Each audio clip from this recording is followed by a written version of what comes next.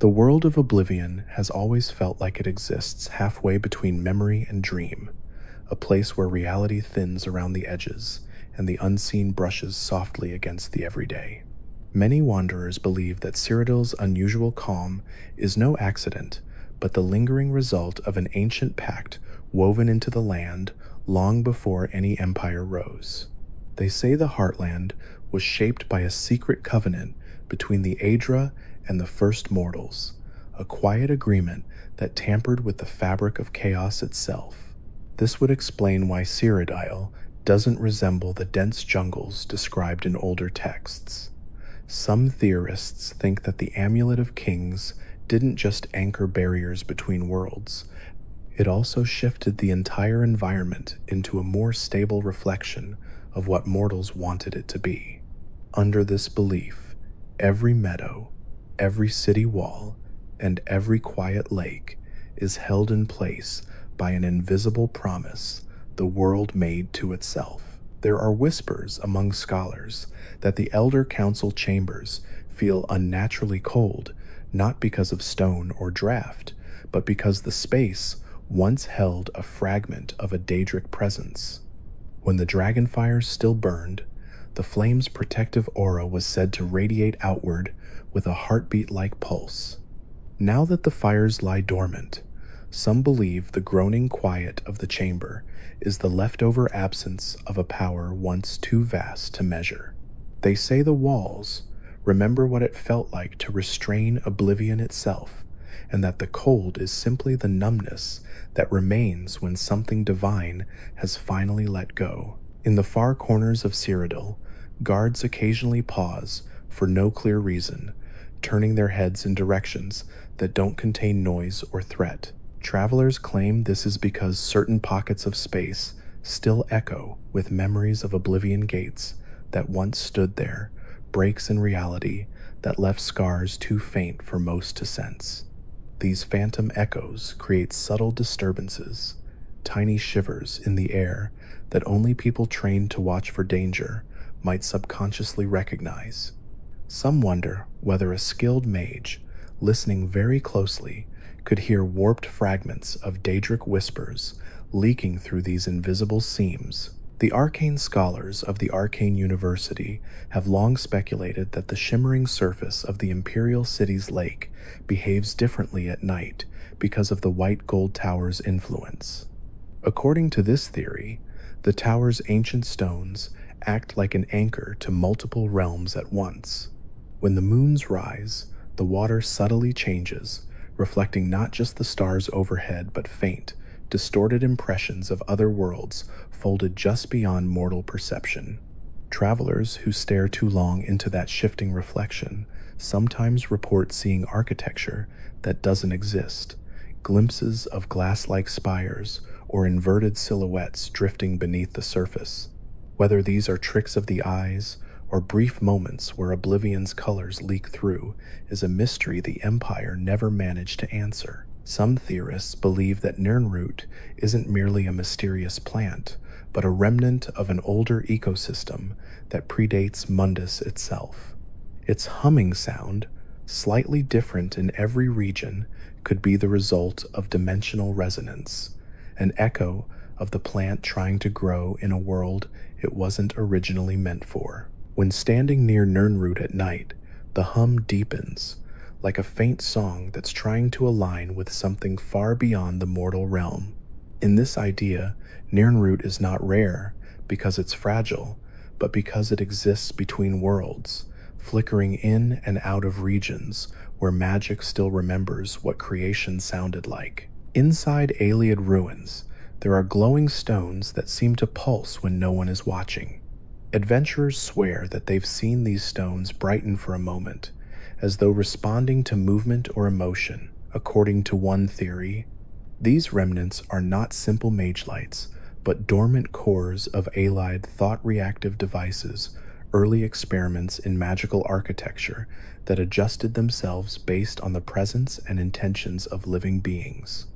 If true, it would mean that Ayleid ruins don't just feel alive by coincidence. They might actually be observing those who walk their halls, dimming or brightening like a heartbeat responding to curiosity. In lonely forests near Bruma, the wind seems to carry echoes more clearly than in other regions. Hunters say that the trees there respond strangely to spells, shivering even when no breeze is present. Some believe this region is closest to the lost realm of the Snow Elves, a place where memories of ancient civilizations rest heavier in the soil. Those who camp alone in the Bruma Pines sometimes report hearing a distant flute melody, soft and fleeting, always vanishing the moment they try to follow it. Whether these tunes are merely the wind or the last ghostly traces of a forgotten culture remains unknown, but the feeling they leave, that Cyrodiil sits atop stories much older than the Empire, never quite fades. One of the most subtle theories surrounding Oblivion involves the Black Horse Courier. Scholars point out that the newspaper always seems to know more than it should, delivering stories before events spread through public rumor. Some believe that its writers possess enchanted quills that subtly detect powerful disruptions in the weave of fate. These quills might vibrate, spark, or write faint lines on their own when world-shifting events occur, allowing the courier to sense turning points before they fully unfold. It would explain how their articles seem perfectly timed, as though the paper isn't simply reporting history, but gently nudging mortals to recognize patterns they might otherwise miss. In the Imperial City's market district, there is a theory about why merchants often stand in the exact same spots day after day. Some say that the cobblestones beneath their feet contain faint traces of warding magic left from old Cyrodiilic trade rituals. These wards were meant to stabilize fortune and keep commerce flowing, binding certain places to the energy of prosperity. If a merchant stands long enough in such a place, they become attuned to its subtle aura, feeling uneasy if they move too far from it. The marketplace becomes not just a gathering point, but a living map of ancient prosperity magic, still quietly shaping where people feel compelled to stand. Those who study the Daedra often speculate that the realms we see in Oblivion are only surface projections, shadows of deeper layers mortals can't survive. According to this theory, each Daedric prince hides countless worlds beneath their main realm, sub-realms filtered through metaphysical boundaries that mortal eyes can barely comprehend. The gates, during the Oblivion Crisis, may have opened only the softest, safest sections, because exposing the true depths of Oblivion would have crushed Mundus entirely. What we saw, the twisted towers, the rivers of fire, the fields of bone, might have been no more than polite entryways, masks worn by realms that are infinitely more complex and terrifying. Some wanderers claim that Kvatch's ruins feel different from all other destroyed cities, as if the land itself absorbed more than flames and sorrow. The ground vibrates faintly when stepped on, and the wind carries unnatural warmth even months after the crisis. According to one theory, Kvatch sits atop a leyline intersection where a massive spike of Daedric energy pierced reality during the gate's eruption. The city's destruction left a scar that still hums with residual magic, a faint reminder of the moment Mundus was closest to unraveling. Under moonlight, the shadows there seem too sharp, like the world refuses to forget what happened. Some scholars of Cyrodiil whisper that the strange way time seems to stretch inside Oblivion gates isn't a trick of Daedric magic, but a deeper consequence of stepping into a space that was never meant for mortal minds. Wanderers describe a sensation of déjà vu with every corner turned, as if the planes themselves are folding inward, looping small pieces of reality again and again like a dream you keep falling back into. Some theorists believe that the Daedra don't simply build their realms, they rehearse them, shaping space the same way an artist sketches the same image over and over until the lines become instinct. When mortals walk those paths, they may inadvertently cross dozens of overlapping drafts of the same landscape, each one layered faintly over the next. The towers and lava fields feel familiar not because the realm is limited, but because you are walking through the Daedric equivalent of memory, a region that remembers itself so intensely that it nearly bleeds into your mind. Others look to the forests of the Great Green, imagining that some parts of Cyrodiil's wilderness are older than any empire, older even than the Aldmeri settlements that first marked the soil. There are groves where sunlight bends strangely and shadows ripple like water, places where travelers feel watched, not with hostility, but with an ancient, patient curiosity. Some believe these corners were once touched by the Aelids at the height of their magical prowess, when they wove enchantments so subtle that even after their downfall, the trees breathe with faint whispers of their thoughts. Those lingering impressions might explain why animals behave strangely near some ruins, pausing as if listening to something you cannot hear. Perhaps those forests hold a memory of what the world once was, a shimmering echo of a time when light itself carried intention. There are also theories about the Amulet of Kings, suggesting that the artifact's power extends far beyond the known barrier between Nirn and Oblivion. Some scholars quietly propose that the amulet contained not just the blood of kings, but the final remnant of a pact older than recorded history, an unspoken agreement between the divines and something deeper beneath creation. According to this belief, the Amulet of Kings didn't protect the world so much as remind it of a promise, a stabilizing anchor that kept reality tethered to a center it would otherwise drift from. With the amulet destroyed, some claim that Cyrodiil's sunsets have subtly changed color, as if the sky itself recognizes a shift in its own boundaries. It's a gentle theory, imagining that the world mourns the loss of something it held close for eras uncounted. A quiet group of mystics in the imperial city maintains that the white gold tower is not just a structure, but a memory of the dawn of creation engraved into stone. They say each stone recalls an era long before mortals existed, when the first sparks of time arranged themselves into patterns that shaped the cosmos. When sunlight strikes the tower at certain angles, reflections seem to dance across the walls like moving runes, forming brief illusions of symbols older than any recorded alphabet. If these theorists are correct, then White Gold Tower is not merely a relic of an empire.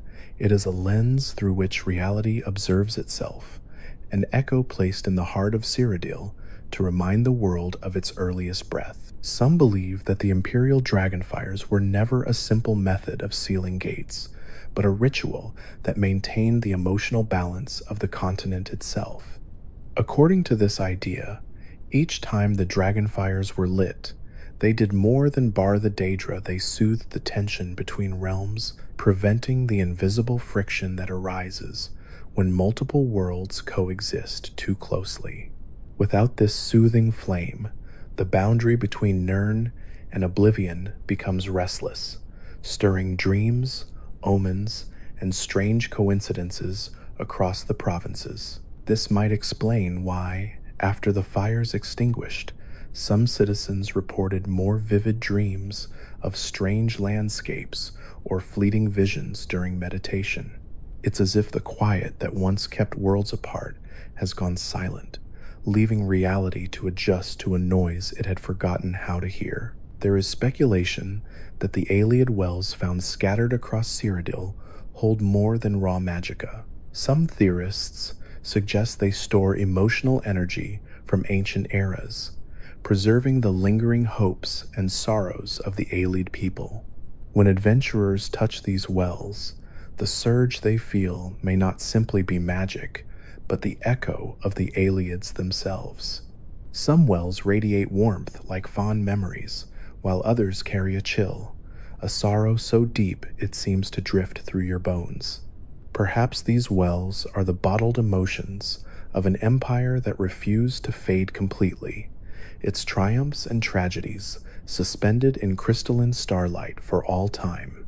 Another obscure idea claims that the Elder Council chamber is built upon a circular geometric pattern that predates the Empire entirely. According to rumor, that pattern is a map, one that doesn't mark physical locations, but points where the veil between worlds grows thin. These theorists believe the council could once wield influence, not only politically, but metaphysically, adjusting laws of reality the way they adjusted taxes and treaties. The notion implies that early emperors weren't merely rulers, they were custodians of cosmic equilibrium, their politics tied as much to fate as to governance. Deep within the catacombs beneath the imperial city, old murals depict strange winged figures, not resembling any known Daedric or Adric being. Some speculate these represent the Akatusk forms of the dragon god of time, appearing in shapes mortals have long forgotten. The murals twist in certain lighting, giving the illusion that the figures shift posture depending on your angle. Those who believe in the theory say this effect is no accident. It's a reminder that time is never fixed, and that the images you see are shaped by the moment in which you see them. Each figure is a depiction from a different timeline, carved into one wall, as though the stone itself remembers multiple realities at once. Wanderers who study Nirnroots claim the plants emit sounds only partly audible to mortals. Some adventurers describe the hum as hopeful, others as mournful, and a few suggest that each plant vibrates differently depending on where it grows. This has led to a theory that Nirnroots act as the planet's own vocal cords, singing faint reminders of how the land once shaped itself. Their glow may not be a reaction to magic alone, but a signal sent through the soil, like emotional messages exchanged across the veins of the world. When the leaves tremble, some say it is the earth speaking softly, its memories drifting through fragile stems.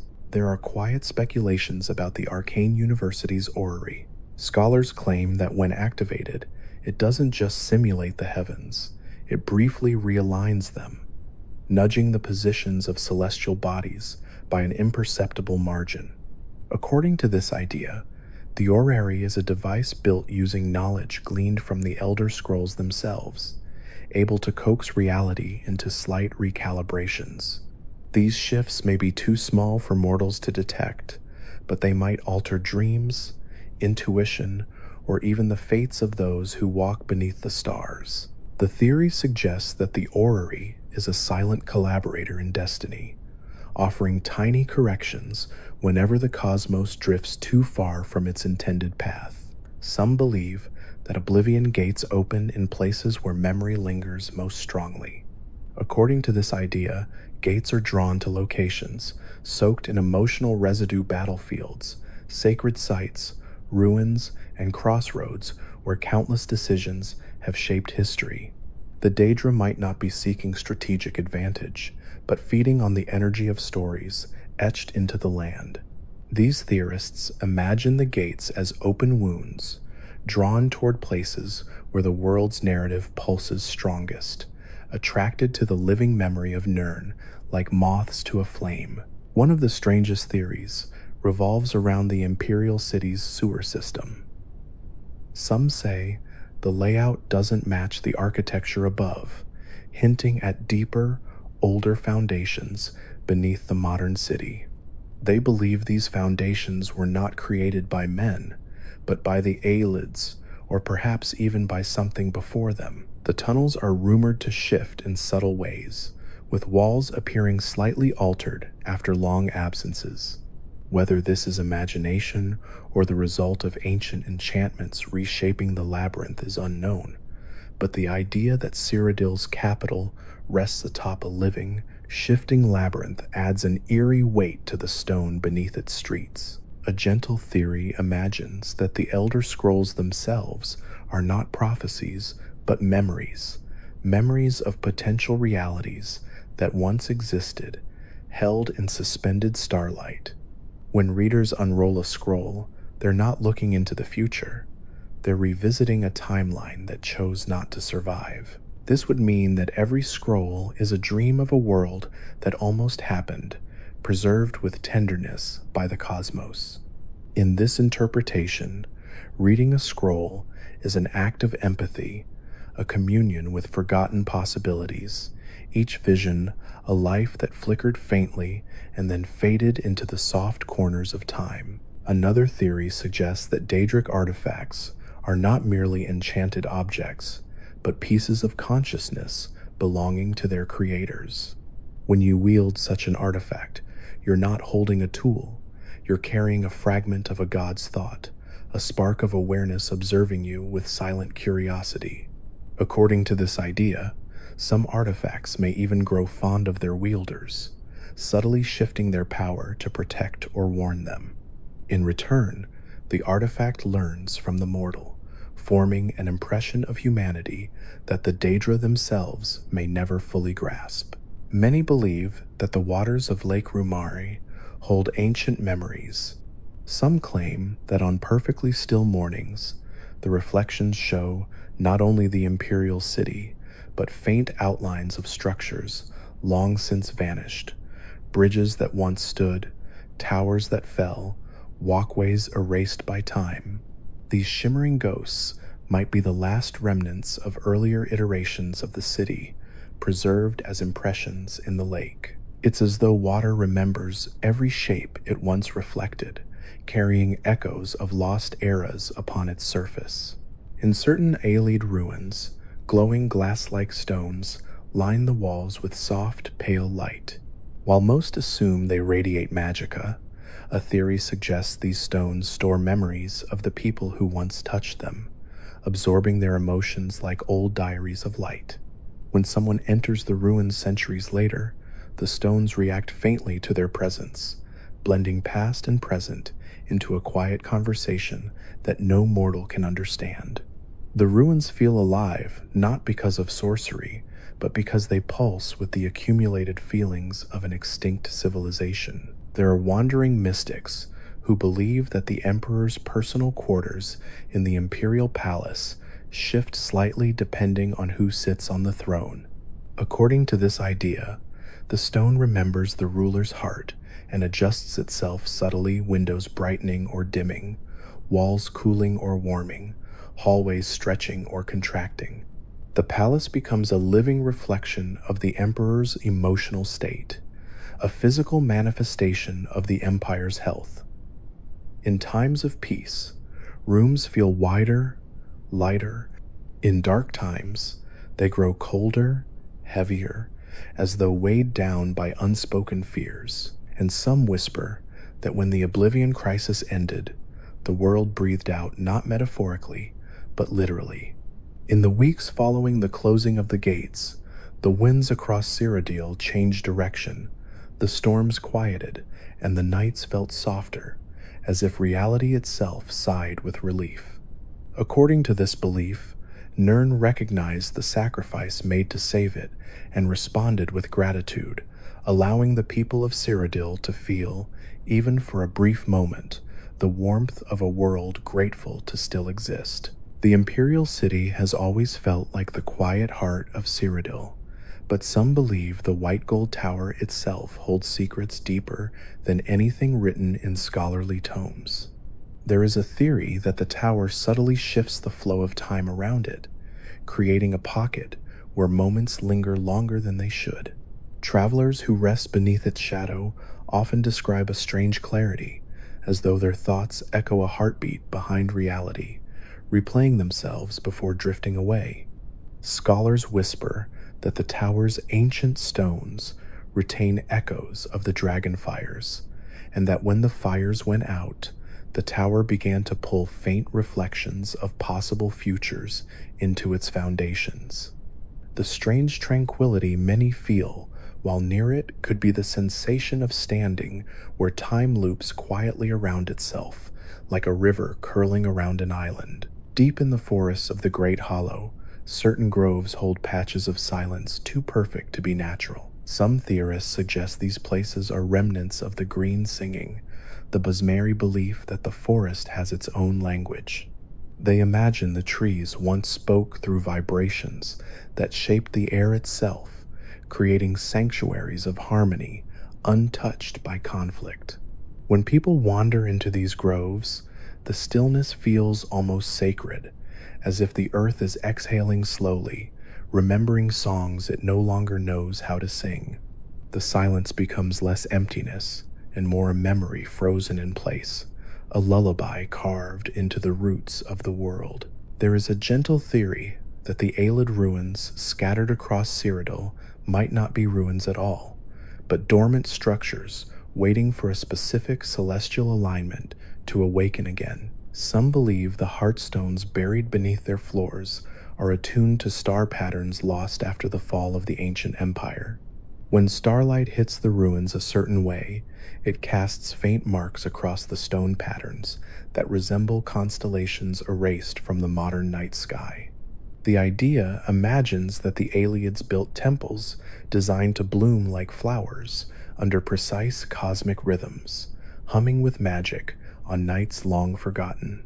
Now, those ruins sit in quiet suspension, dreaming beneath layers of moss and moonlight.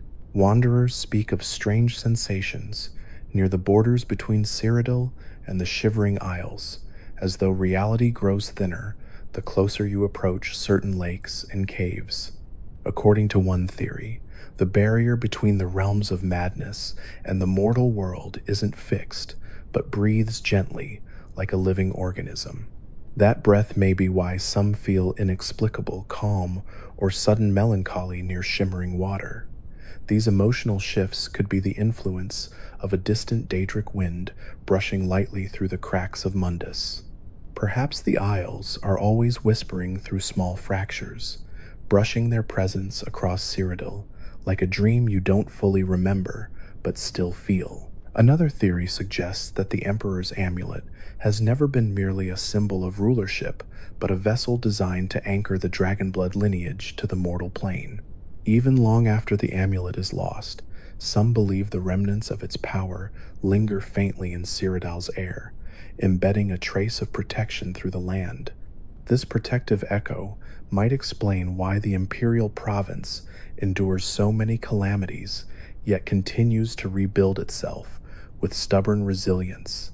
The land may still remember the touch of dragonfire woven into its soil, keeping the very spirit of Cyrodiil from unraveling, even when emperors fall and dynasties crumble. Travelers exploring the marshes around Bravel have reported seeing faint lights flickering beneath the water's surface, moving in patterns too deliberate for natural swamp fire. A theory developed over the years speculates that these glowing shapes are remnants of ancient magic woven by the Nibonese mystics who once called the region home. The lights whisper through the mud like trapped spells slowly dissolving, their energy rising in soft pulses whenever the moon grows heavy and full. Some believe the lights are fragments of forgotten rituals meant to guard the river's secrets, silent guardians drifting beneath murky water, waiting centuries for someone who still remembers their purpose. Inside the arcane university, certain tomes seem to shift their arrangement subtly during the night. Mages insist the books remain untouched, yet every morning, tiny differences appear in their shelves, as if some unseen hand gently reorganizes them. The theory formed around this behavior proposes that magical texts contain a faint awareness, aligning themselves according to unseen arcane tides flowing through the campus. To an outside observer, the movement is too small to matter, but to those who believe in living knowledge, the idea suggests that the university sits atop a subtle, magical current, one that influences ink, parchment, and spellwork as naturally as rivers guide stones across ages. The strange glow surrounding Nirnroot has always fascinated scholars, inspiring a soft-spoken theory that the plant sings not only with sound, but with memory. Some believe each Nirnroot contains the faint resonance of the era before the world settled into its current shape. When one grows near streams or waterfalls, the plant's shimmering hum seems to harmonize with the water, creating a delicate echo reminiscent of a dream half forgotten. The glow, in this interpretation, becomes not a warning but a message, a distant reminder of Nirn's earliest days, when magic and nature were still the same language spoken in different voices. There are tales from hunters in Blackwood that describe strange shadows flickering through the trees long after the sun has fully risen. These shadows, they claim, sometimes move independently of their owners, swaying lightly as though caught in a wind no one can feel.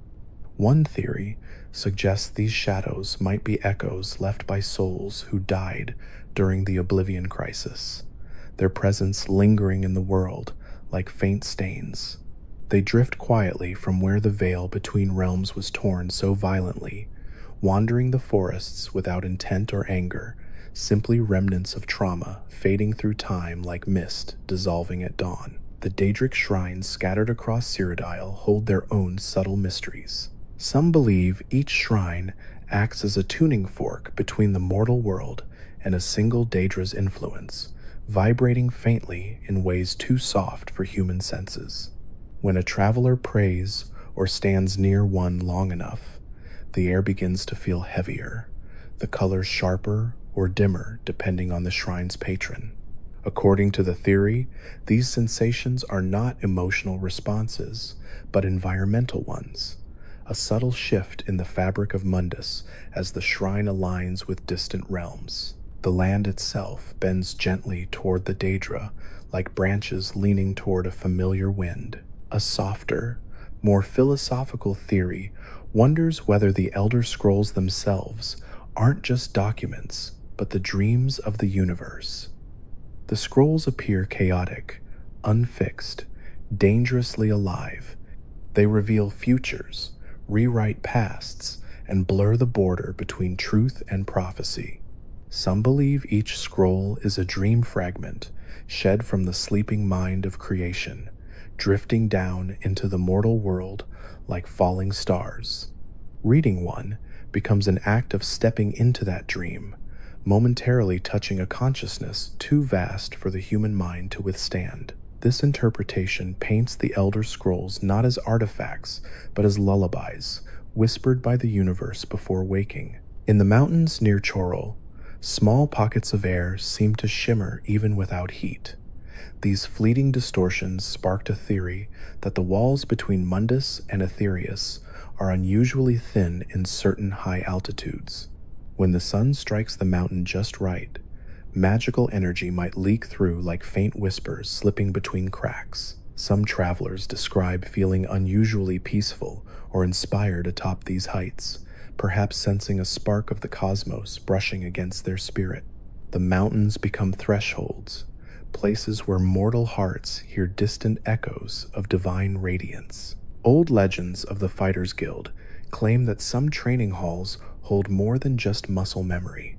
In certain branches, worn wooden floors carry faint sigils carved by generations of warriors who trained tirelessly through hardship and triumph. Over time, those sigils faded, but the strength they represented may still linger beneath the planks. According to the theory, long hours spent in those halls allow fighters to tap into the lingering determination of their predecessors. The walls themselves seem to hum softly with focus when someone practices alone at night. Perhaps the halls remember every strike, every breath, every moment of discipline etched into their foundations. Another quiet theory proposes that the strange weather patterns in Colovia are influenced by forgotten rituals performed during the First Era. Ancient tribes once lived in harmony with the sky, creating chants and dances meant to soothe storms or coax rain to fall in times of drought. While the rituals have long faded from memory, their effects may linger subtly in the land itself.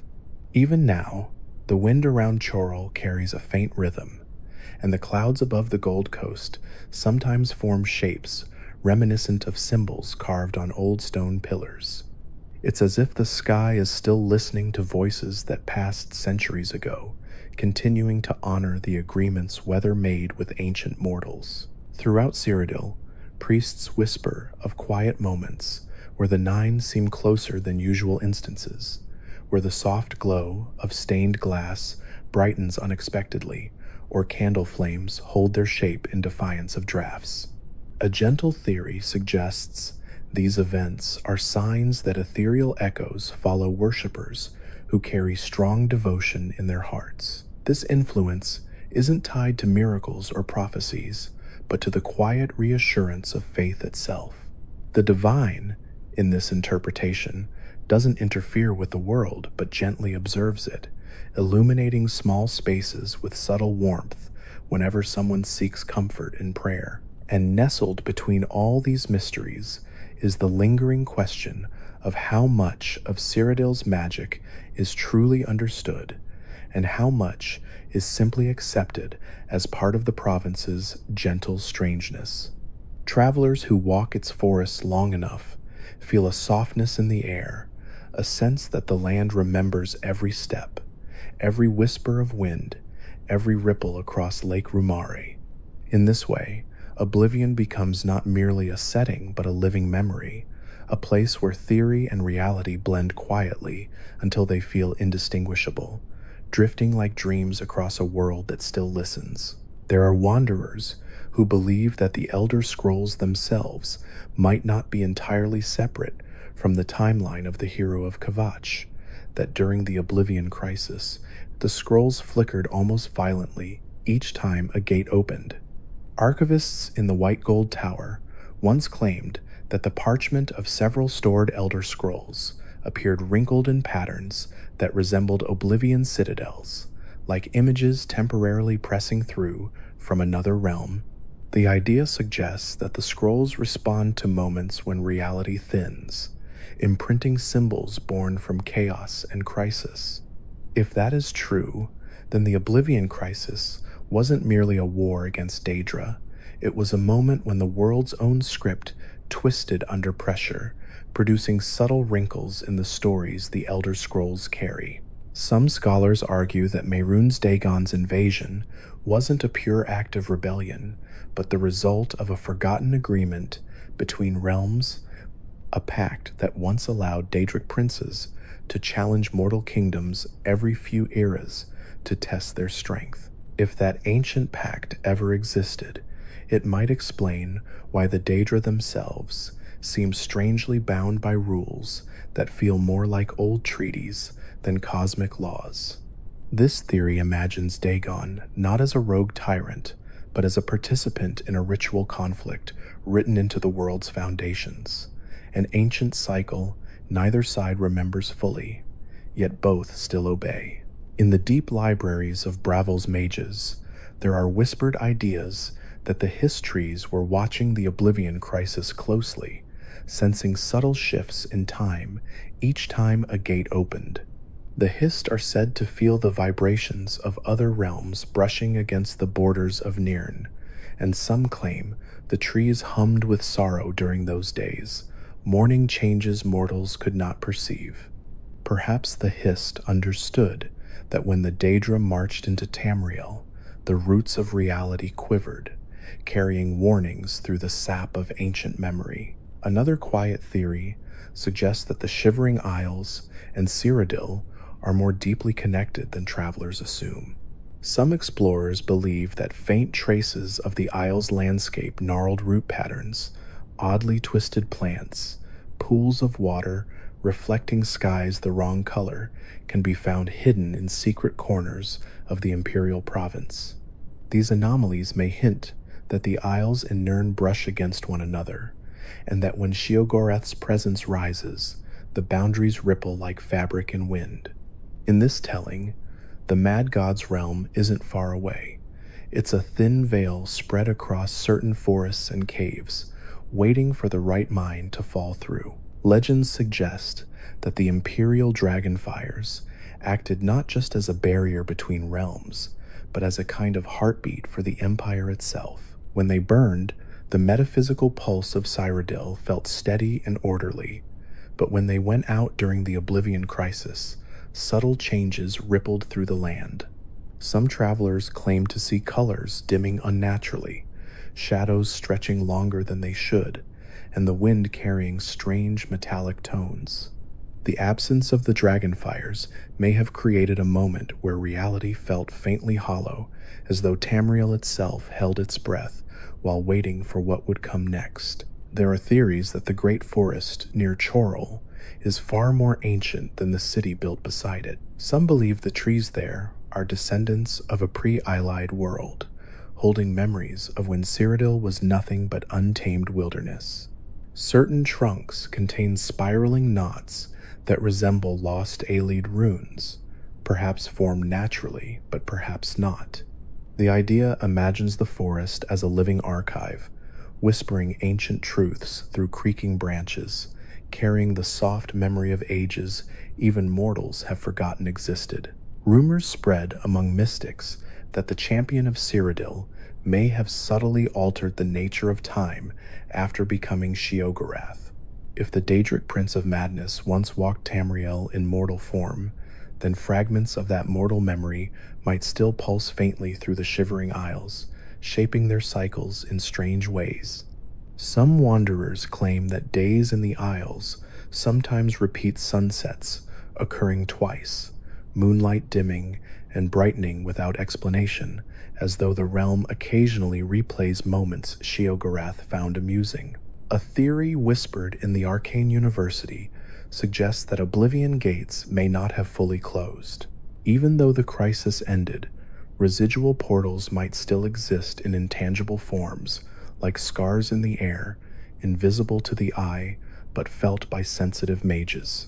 These rifts might produce faint distortions in sound or temperature, subtle reminders that reality was once torn open.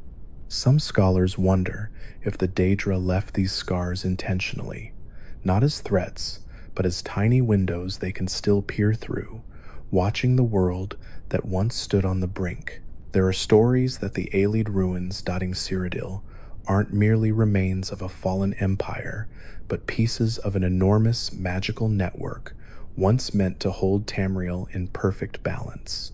Ancient scholars believed the Aelids designed their temples in geometric alignments, reflecting constellations now forgotten. When the empire rose and the Aelids fell, those alignments shattered, and subtle magical harmonies were lost. Some believe the Oblivion crisis was made worse because these old structures no longer resonated with the stars the way they once did, leaving Cyrodiil spiritually exposed. In the marshes around Leowyn, whispers claim that Argonian travelers sometimes dream of Daedra who speak in watery voices.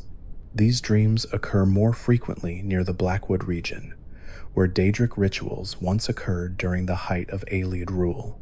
Some historians think those echoes might be residual vibrations of ancient summoning spells, not visions granted by Daedra, but memories embedded in the land itself. When Argonians sleep with their senses attuned to nature, perhaps they perceive lingering fragments of enchantments long since abandoned. Strange theories circulate about the Amulet of Kings, suggesting it wasn't just a royal symbol, but a layered artifact designed to tether multiple realms together. When the amulet shattered, the moment may have created tiny eddies in space, lingering pockets where light bends strangely or sound drifts at odd angles. Mariners sailing along Cyrodiil's rivers once reported places where the air shimmered, like heat waves rising from stone, even on cold days. These anomalies may be the after effects of the amulet's destruction, a quiet ghost of its once immense power. Some believe the Priory of the Nine carries echoes of Pelennor Whitestrake's battles, not as tales, but as metaphysical footprints. In the cold hours before dawn, some travelers claim to hear faint metallic clangs from beneath the chapel floorboards, like distant echoes of battles fought in other ages. The theory suggests that Pelennal's fury was so intense that it left a permanent resonance on the land itself, a war cry stretching across eras, sounding only when the world becomes still enough to remember. Certain mages speculate that the imperial city's sewers were not originally designed for water flow at all. They believe the twisting tunnels form a protective spiral, a labyrinth intended to confuse Daedric energies and trap malicious spirits. When the sewers expanded over centuries, the original geometry blurred, yet some of its old power remains. This idea imagines the rat-filled depths beneath the city as a forgotten arcane barrier, once strong enough to shield the white gold tower from unseen threats. In Bruma's icy mountains, mystics believe that snow carries whispers from the realm of Sithis, not literal words, but emotional impressions, cold dread, quiet hunger, faint yearning. The theory suggests that the void leaks subtly into high-altitude regions, particularly where rock formations align with cosmic void currents. Travelers sometimes feel watched while climbing these peaks, as though an unseen presence slides just behind the snowdrifts, curious but patient. Some think that the Daedra who spilled into Cyrodiil learned more about mortals than mortals realized. Those who fought against Dagon's forces reported seeing some Daedra pause during battle, observing humans with what looked like fascination, almost recognition. Scholars who study these accounts suggest that Daedra were not simply soldiers, they were observers, gathering knowledge for reasons beyond the crisis. In this theory, the invasion was not just conquest, it was study, a grand experiment that the Daedra continue to reflect upon from their realms. There are wanderers who speak of strange lights drifting near ancient tombs in the west, wheeled, glowing specks that move like fireflies but flicker with unnatural color. These lights may be remnants of soul magica, drifting particles from spells cast centuries ago during the height of necromancy. The idea imagines soul energy as a slow dissolving mist that lingers long after its purpose fades, glowing faintly whenever moonlight strikes it at the right angle. To most, it is an eerie sight, but to theorists, it is a reminder that magic does not vanish, it simply forgets its shape. Some believe the Imperial Legion's success against Daedric forces came not from military strength, but from a forgotten blessing layered into the designs of their armor. Subtle engravings in older Legion plates resemble ancient protection sigils, barely visible beneath the metal's surface. When polished, these marks reflect light in unusual patterns, almost like miniature wards. The theory suggests that the Legion unknowingly marched into battle wearing armor, still carrying the faint remnants of enchantments cast by battle mages in eras long gone. There are whispers among scholars that the Elder Scrolls might occasionally rearrange themselves when left in dark archives, not the parchment, but the text upon it shifting in ways unnoticed by mortal eyes. Scholars sometimes report opening a scroll to find symbols in new arrangements, as though the story had changed subtly in the night. This theory imagines the scrolls as living artifacts, rewriting their truths in real time, aligning themselves with what must happen rather than what already occurred. Some heartbroken souls in Skingrad believe that the city's vineyards are subtly influenced by magica left over from Eyelid rituals. Grapes grown on certain slopes taste different, sweeter, richer, tinged with something eerie and ancient. Wandering mages claim that under starlight, those vines emit faint glimmers, as though absorbing arcane residue beneath the soil. In this telling, the vineyards aren't just agricultural fields, they are quiet, accidental conduits to old magic that nourishes the fruit with stories older than the Empire itself. A theory from the southern marshes suggests that the will-o'-the-wisps haunting Cyrodiil aren't spirits at all, but fragments of Daedric consciousness drifting freely after the Oblivion Gates closed. These drifting lights behave strangely, sometimes following travelers as though curious, sometimes darting away as if startled. In this view, they are leftover thoughts seeking purpose after their realm collapsed suddenly. Their soft glow becomes not menace, but misplaced identity flickering gently against the night. Some believe the white gold tower acts as a silent metronome for all magica in Cyrodiil. Its structure is said to vibrate faintly in response to cosmic alignments, sending pulses through the ley lines beneath the province.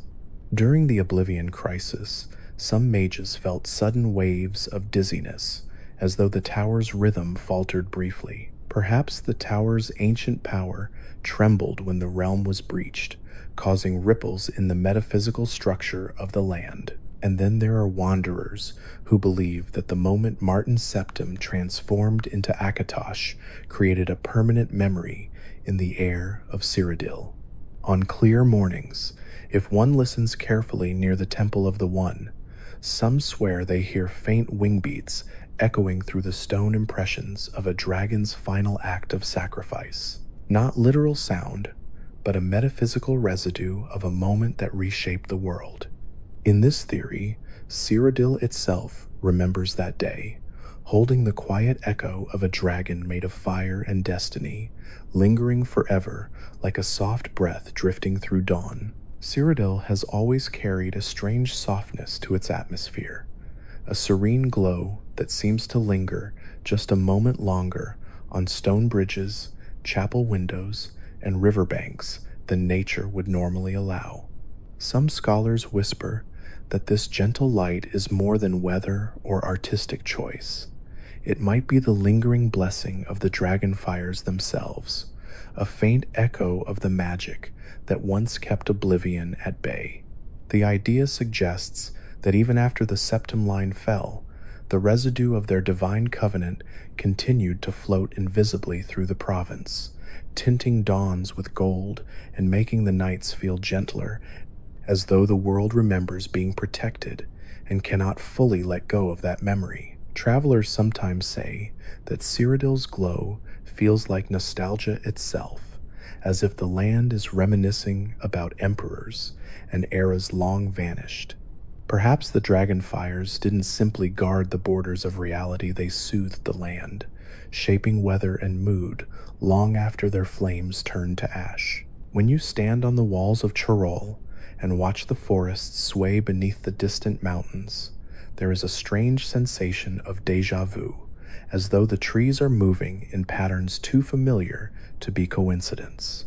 Some theories suggest that the great oak at the center of town is not just a symbol, but a kind of anchor, a natural conduit that channels life force into the entire region. Early mythographers speculated that ancient druids bound elemental spirits into its roots, granting the city a protective aura that subtly influences the behavior of the surrounding wilderness.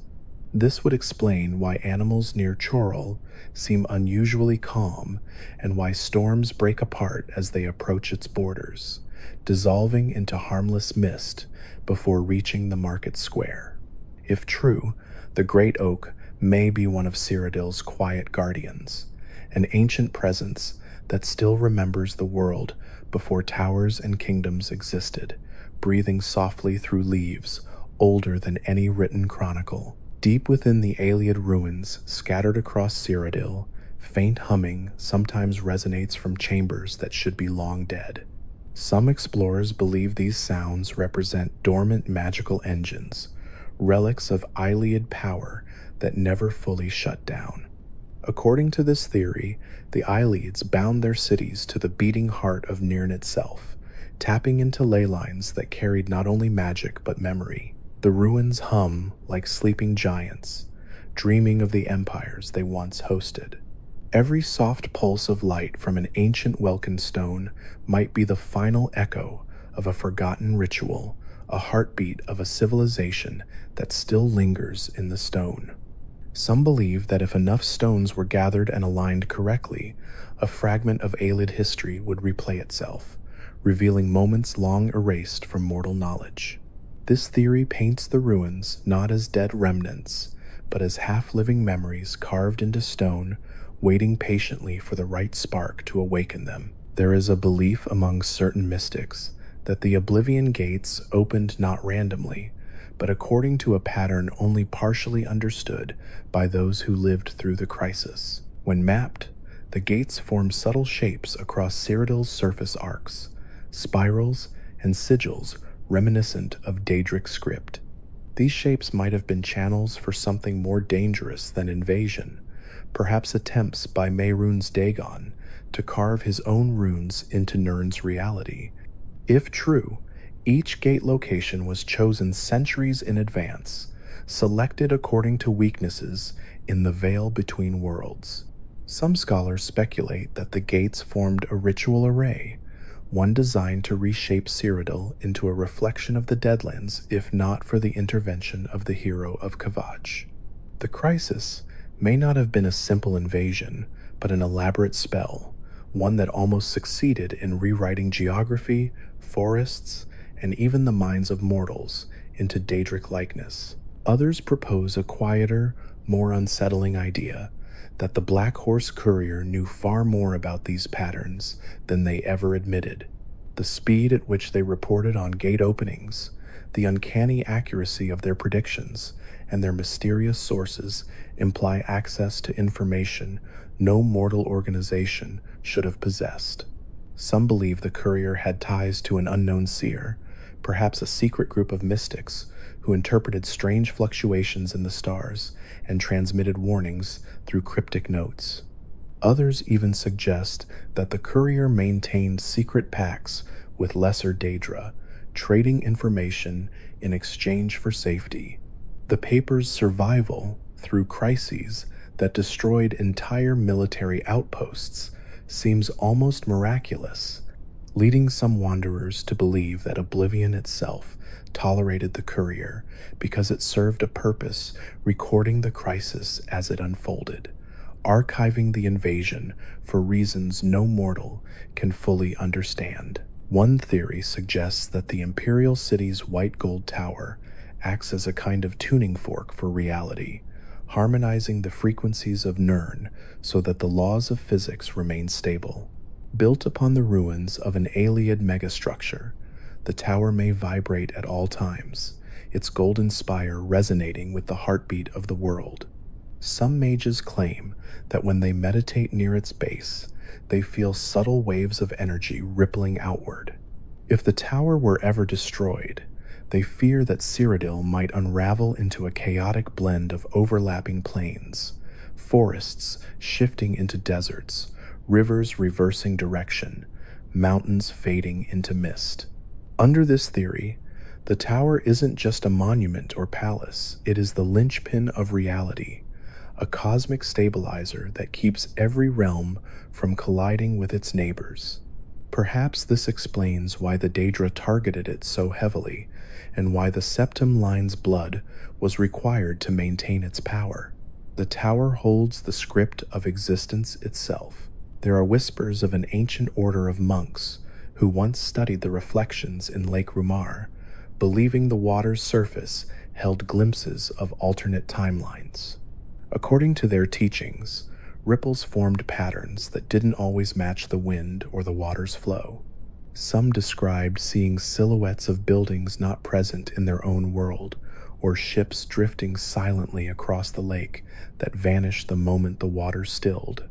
Scholars speculate that the lake's proximity to the white gold tower might make it unusually sensitive to temporal fluctuations, allowing reflections of parallel worlds to appear briefly at dawn or dusk. If true, then the shimmering surface of Rumare may hold a portal of sorts, not one that can be crossed physically, but one that lets the world glimpse what might have been or what might yet be. Some travelers insist that certain Daedric creatures encountered during the Oblivion Crisis behaved strangely, hesitating or retreating from locations imbued with strong memories of joy or peace.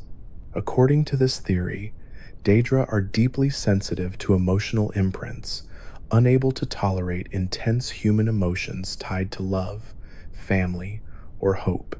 This would explain why some gates avoided towns, like Skingrad, or why certain Daedra faltered near shrines dedicated to Mara or Dibella. If emotion can shape magic, and many Elder Scrolls scholars believe it can, then the collective memories of mortals might act as a barrier against Daedric influence. Under this interpretation, Cyrodiil wasn't defended solely by soldiers or champions. It was defended by every festival, every love story, every moment of joy ever lived within its borders. The memories of its people formed a kind of invisible armor, subtle yet powerful enough to repel the forces of destruction. Then there is the idea that the Elder Council has always known more about the metaphysical structure of Nirn than they allow. Some argue that the council chambers contain encrypted star charts detailing the cycles of Daedric influence and the true origins of dragons. These charts may predict when certain planes of oblivion drift closer to Nirn, weakening the boundaries between worlds. If the Council truly possesses such knowledge, their secrecy could be seen less as political manipulation and more as a desperate attempt to prevent panic or misuse. Theories claim that deep beneath the Temple District lies a forbidden vault housing scrolls older than the Empire, written by Eyelead prophets and sealed by Alessia herself. These scrolls may reveal that Oblivion crises follow a cosmic cycle, one that has repeated many times before and will repeat again long after the current era fades. There are theories that the Fighters Guild and Mages Guild were once part of a single ancient order, a hybrid organization designed to maintain balance between physical strength and arcane mastery. Over time, ideological differences caused them to split, each faction forgetting the deeper purpose they once shared. Some historians believe the original order was created to counteract Daedric corruption, combining martial discipline with magical resilience in a way no modern institution can replicate. If true, the Guild's current separation represents a dangerous fragmentation of power, leaving Cyrodiil vulnerable to threats that require unity to defeat. This might explain why the Daedra struck so aggressively during the crisis, because the ancient defenders of reality no longer remembered the roles they once played. The forests of Blackwood hold their own peculiar secrets. Some claim that the shadows under certain trees twist unnaturally, bending not according to the sun, but according to unseen forces buried beneath the soil. Old Bosmeri legends speak of sleeping nature spirits chained during the early years of the Empire, entities whose dreams influence the growth of plants and the migration of animals. These spirits may awaken briefly during thunderstorms or lunar eclipses, causing strange phenomena like silent lightning or trees shedding leaves in perfectly synchronized waves. Wanderers swear that when the forest grows still enough, they hear whispering not from animals or wind, but from the trees themselves, murmuring in a language without words.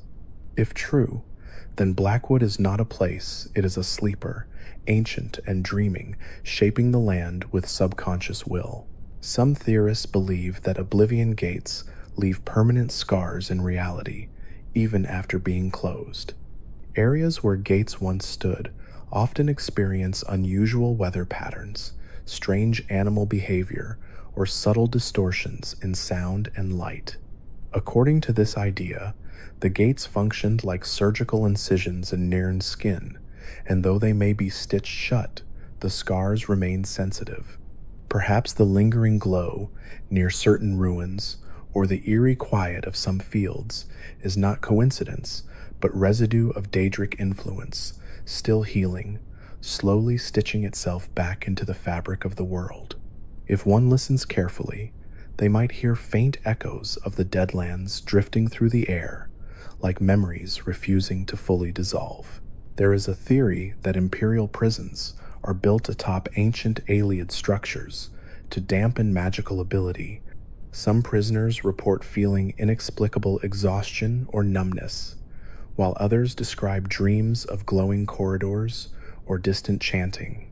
These sensations could stem from residual enchantments buried beneath the stone floors, old mechanisms meant to restrain enemy mages or channel power into Ayleid rituals. If the Empire unknowingly constructed prisons atop these structures, the lingering magic might still affect inmates, suppressing willpower or altering dreams. This would explain why certain escape attempts failed mysteriously, or why prisoners sometimes awaken feeling as though someone or something watched them all night from behind the walls. And finally, some believe that the hero of Kavach's actions didn't just save Cyrodiil, they altered the entire metaphysical balance of the Elder Scrolls universe. By merging the realms in the final battle and severing the Dragonfire's ancient covenant, the hero may have rewritten the rules governing how Daedra and mortals interact. The world after the crisis is subtly different. Summoning magic feels lighter, portents more vivid, dreams more intense.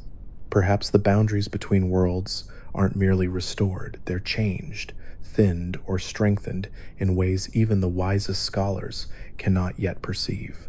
In this quiet theory, the hero of Kvatch becomes not just a champion, but a world shaper, someone whose deeds resonated so deeply across reality that Cyrodiil still hums faintly with the echo of their footsteps. There are quiet theories about Cyrodiil that drift through the Elder Scrolls community, like faint echoes carried on a warm Colovian breeze, theories that linger in the space between what the games show and what the world remembers. In the heart of the Imperial Province, where forests breathe slowly and rivers reflect centuries of stories, people have long wondered why the land feels so strangely aware. Cyrodiil has a softness to it that no other province quite matches, as though the sky blankets the world with a protective warmth. Some believe this sensation isn't simply nostalgia or beauty. They imagine that the white gold tower itself radiates a subtle influence that calms the region, an echo of the tower's mythical purpose as a stabilizer of reality. If so, then living near the tower might soothe the mind without anyone realizing it, a comfort born not from culture, but from the architecture of the cosmos. In this telling, Cyrodiil becomes a province that is literally easier to breathe in, a landscape softened by a divine heartbeat that hums gently through the bricks of every imperial street. There are dreamers who swear they feel a shift in the air when standing at the base of the white gold tower, a sense that the tower leans toward them imperceptibly, almost like a living entity acknowledging their presence. These wanderers speak of a warmth in the stone, a subtle vibration beneath their feet. According to the theory, the wheel-shaped cosmology of the Elder Scrolls universe is not just metaphorical. Each tower physically reinforces its region's shape in reality, anchoring perception and memory. When the white gold tower stands tall, Cyrodiil remains stable, familiar, almost comforting. But if that tower ever cracked or faltered, perhaps the province would twist into something unrecognizable, the way other provinces sometimes feel subtly warped by the chaos of oblivion or the whims of their own myths. In this theory, Oblivion's crisis wasn't simply a matter of gates opening, it was the world shaking as its central pillar trembled. Another quiet idea circulates around the nature of Daedric shrines. Many wanderers have noticed that each shrine seems to exist at a boundary point between biomes, as though the Daedra choose liminal spaces where Cyrodiil hesitates between one identity and another. The air grows cooler, the plants shift subtly, and the sound of nearby wildlife dims. Devotees whisper that the Daedra seek these thresholds because they are naturally weaker points in the fabric of Mundus, places where the mortal world and oblivion touch like fingertips pressed through thin cloth. Some go further, imagining that the Daedra didn't choose these locations, they created the boundaries themselves, warping Cyrodiil's terrain long before the Empire stood. If true, entire forests, marshlands, and valleys might exist because a Daedric prince liked the way the world bent beneath their influence. Some theorists look to the Ayleid ruins scattered across the province and imagine them as remnants not just of a lost civilization, but of a lost world entirely. They believe the Ayleids didn't merely fall, they were overwritten. If the white gold tower acts as a stabilizing force, then whoever controls it shapes not only politics, but reality. This theory suggests that the early human conquerors, guided by Alessia's pacts with Akatosh, shifted Cyrodiil's metaphysical alignment just enough to erase the Aelids' original cosmology. In this telling, the Aelide ruins don't look abandoned, they look out of place, because the world they belong to no longer exists. The cracked white stone, the intricate carvings, the impossible arches, they might be echoes of a dimension that once overlapped with Mundus, but has since faded like a dream at sunrise. There are whispers that the Elder Scrolls themselves sometimes choose who can interpret them, not by divine will, but by resonance. According to this theory, certain individuals are born with minds that naturally tune to the vibrations of cosmic possibility. These minds might hear faint whispers when passing by libraries or feel a shiver when touching ancient parchment. Moth priests aren't trained so much as awakened. Their education hones sensitivity rather than creating it. People who interpret Elder Scrolls develop blindness not because the texts punish them, but because mortal senses cannot withstand prolonged exposure to unfiltered truth. The scrolls transmit too much possibility at once, burning away the eye's ability to perceive mundane reality. Under this view, blindness becomes a side effect of enlightenment, an exchange of sight for understanding. As wanderers explore the deep forests of Cyrodiil, they often encounter mysterious stones carved with spirals or runes whose meanings have been lost.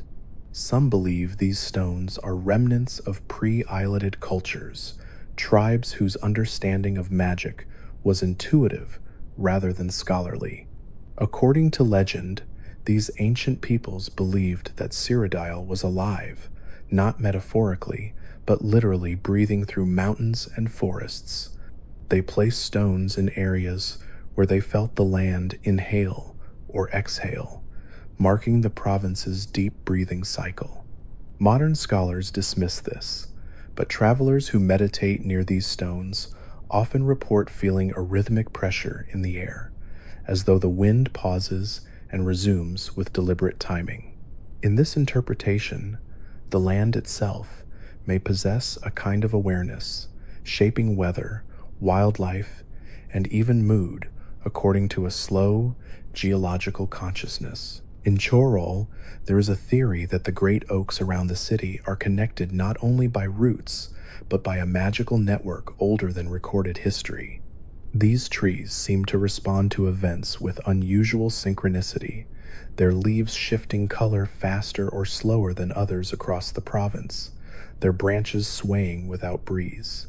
Some believe the oak grove is a long-lost druidic nexus, a place where rituals once nudged the flow of time or memory.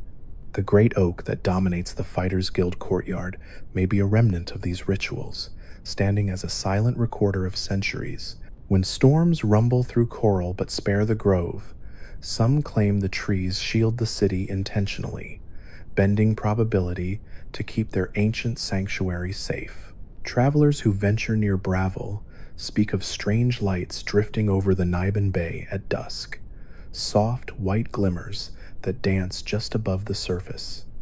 Some dismiss them as fireflies or reflections, but others believe they are remnants of Aeliad light spells whose enchantments have weakened but not faded. In this telling, the lights are memory fragments, magical echoes that replay rituals long after the mages who cast them turn to dust. These wandering glows may be glimpses of the past bleeding through, like forgotten moments preserved in the water's reflective skin. Some theorists argue that Oblivion Gates didn't appear randomly across the province. They emerged in places where Mundus had already grown thin from emotional tension.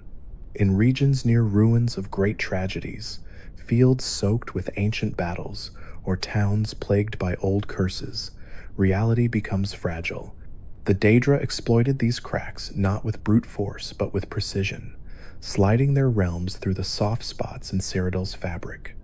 Under this perspective, the crisis becomes less of an invasion and more of a whisper, oblivion slipping in through the province's unresolved grief. Others look at the way Aelid wells glow with faint blue energy and wonder whether they represent more than simple enchantment. Some believe these wells contain echoes of Magnus's original departure from the world, tiny reservoirs of the same wild magic left behind when the sun's creation ripped a hole in reality. Drinking from the wells or touching their shimmering aura may expose mortals to the barest hint of creation itself.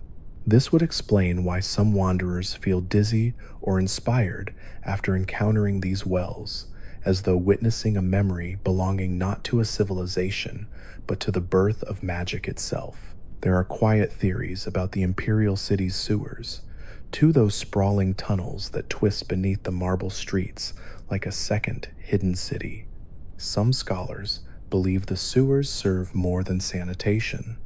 They may form a protective grid designed to redirect magical energy away from the white gold tower. When Cyrodiil faces crises, the sewers hum with unusual resonance, as if the stone itself channels stress downward. In this interpretation, the sewer system acts like a metaphysical lightning rod, drawing chaos into the province's underbelly so the tower remains stable. The rats, goblins, and strange entities living in those tunnels might therefore be exposed to irregular magical waves, their odd behaviors a symptom of the province's subtle self-defense mechanisms. Others turn to the shimmering waters of Lake Rumare, wondering why fish near the Imperial City occasionally glow faintly at night. A popular idea suggests that the lake absorbs magical runoff from the arcane university, filtering spells and rituals that spill invisibly into its depths. When the moon strikes the water just right, these enchantments illuminate the fish in brief displays of soft, spectral light. In this telling, the lake becomes a repository of forgotten spells, each ripple holding a memory of lessons whispered beneath candlelit chambers. Some of the most whimsical theories revolve around the Mages Guild, whose teleportation experiments allegedly left scars on local reality.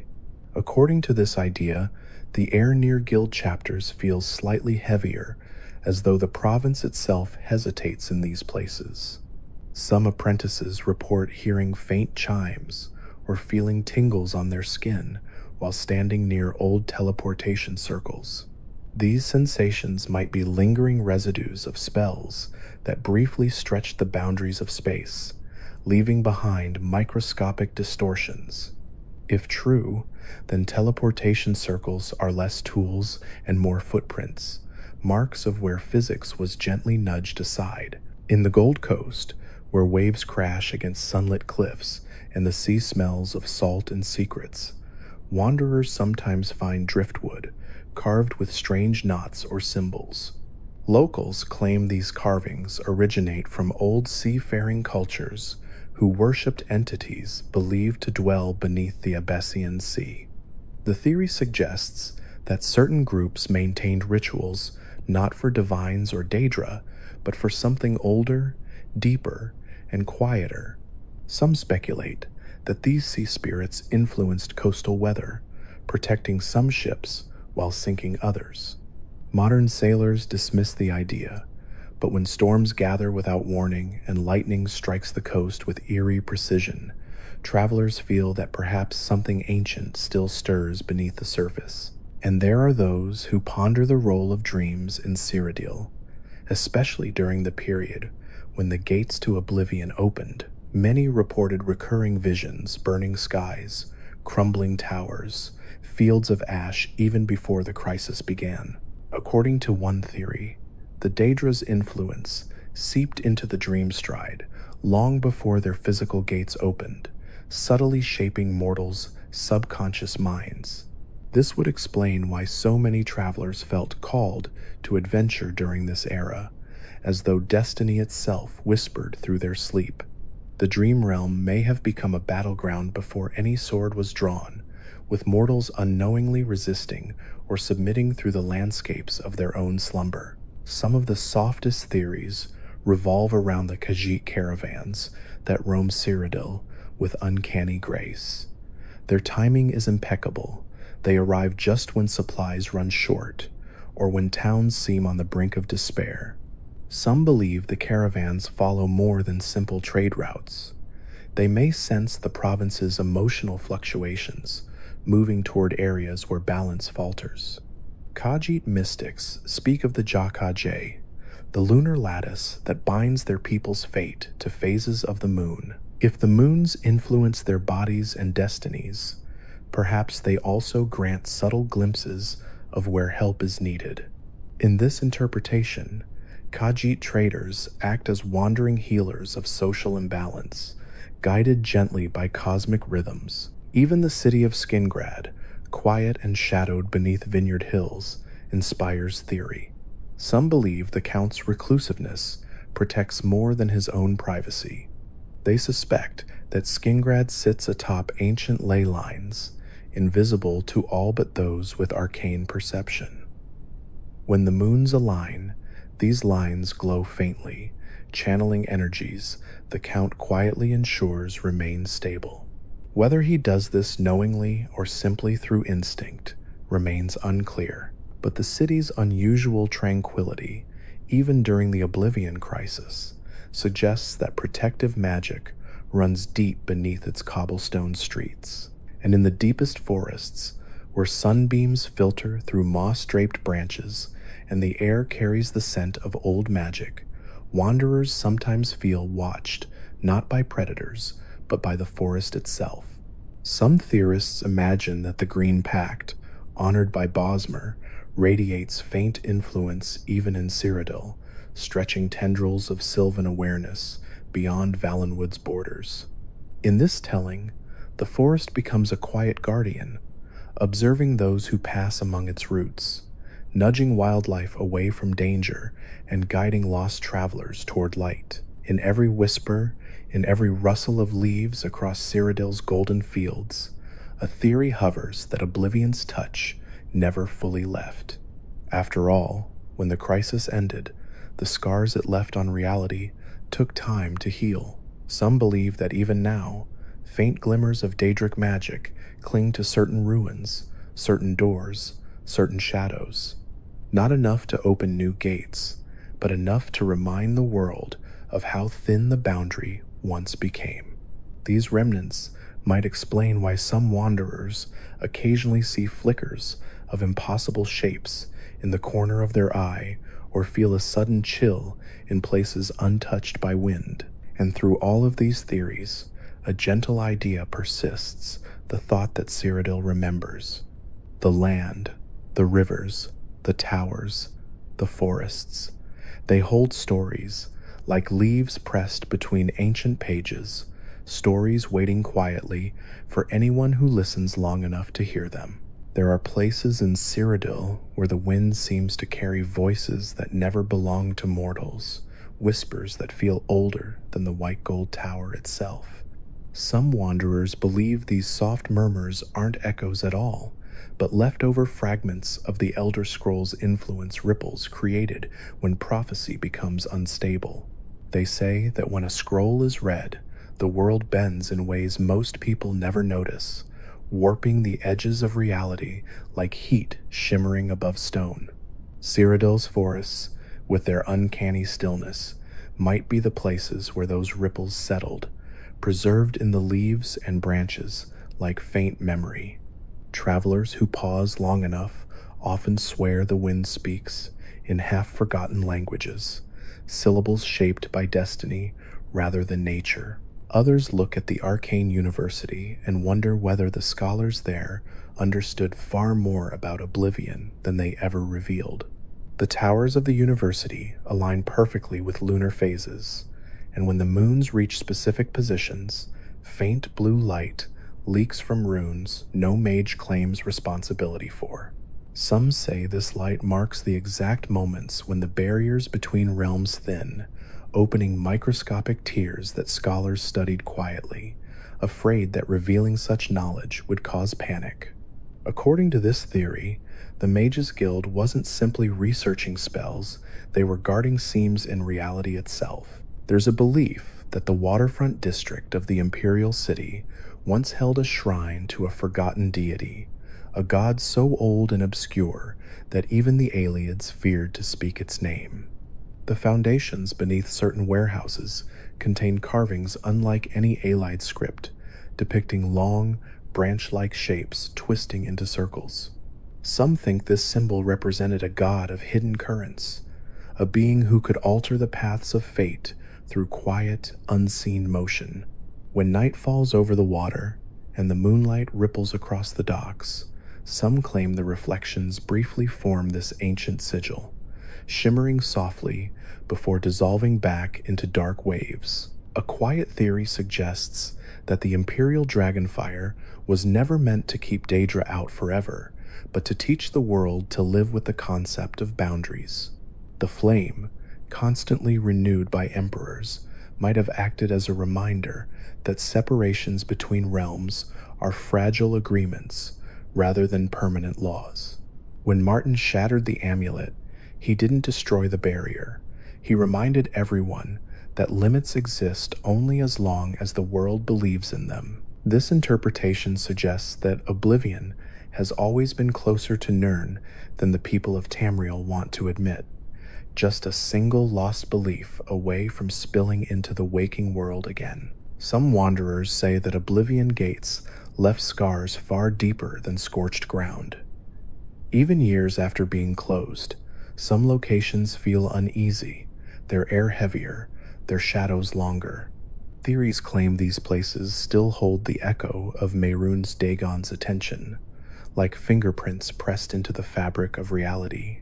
In certain villages, animals react strangely around old gate sites, refusing to cross certain thresholds, even when tempted with food.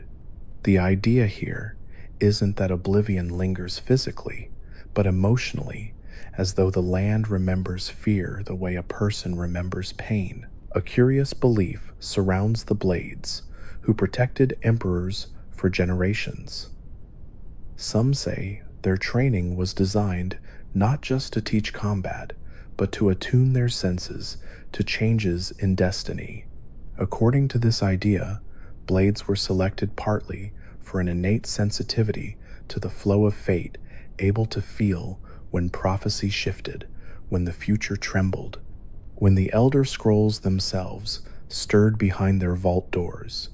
The theory imagines the Blades as not only warriors, but guardians of possibility, capable of sensing when reality reached a point of fracture. The great forest to the west of the Imperial City holds strange patches of land where trees grow in perfectly circular shapes, forming rings that appear almost ritualistic.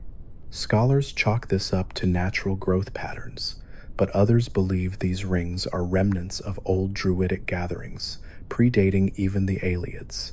These ancient practitioners may have tried to stabilize the forest by planting trees along the lines of unseen ley currents. When travelers step into the center of these rings, the world grows a touch quieter, as though stepping into a pocket where nature still remembers its original shape. Some theorists whisper that the Aelids possessed a fragmentary understanding of time that rivaled even the Elder Scrolls. The elaborate light crystals found in their ruins might have been more than decoration. They may have been tools for glimpsing alternate versions of events. When sunlight passed through these crystalline structures, the beams refracted into patterns that scholars suspect were once used to read subtle shifts in time. This theory suggests the Aelids weren't merely enslavers and sorcerers. They were time watchers who feared the ending of their own civilization long before the first humans rose against them. There's a haunting idea that the ghosts of Cyrodiil aren't bound to locations because of unfinished business, but because their last memories imprinted themselves directly into the material of the world. Certain ruins produce ghost sightings not because the dead refuse to leave, but because the stones remember the moment they died. Ghosts become echoes caught in loops, not souls trapped in torment. This interpretation paints the supernatural not as restless spirits, but as emotional residue fused into the architecture of history. Another theory says that the Nirnroot quest wasn't merely about collecting plants, but about understanding the way magic warps natural ecosystems. Nirnroot glows because it absorbs magic the same way other plants absorb light. If this is true, then discovering where Nirnroot grows tells a silent story about where magic pools and where it recedes, forming an invisible map of Tamriel's magical arteries. The shimmering shores of lakes and rivers where Nirnroot thrives may be the glowing veins of the world, illuminated for anyone willing to look.